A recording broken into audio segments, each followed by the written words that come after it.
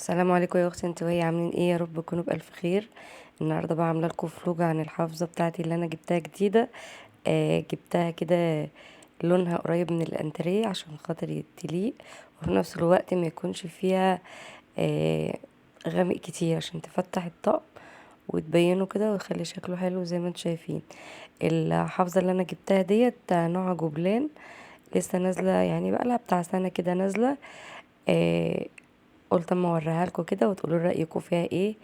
ال- الحافظه ديت شغل يدوي، يعني لما جيت اشتريها صاحب المحل قال لي ده شغل يدوي، يعني غسيل وفرش زي ما بيقولوا.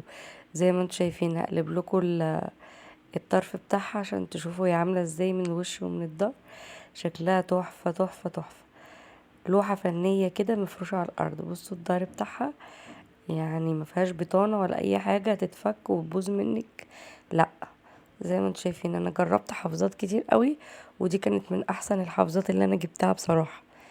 لما نزلت السوق لقيت منها مفارش للترابيزات وللسفرة وبيضات للانتريه، يعني منزلين منها تشكيلة جامدة جدا من الديكورات بقى تعملي بقى شغل حلو قوي في الشقة.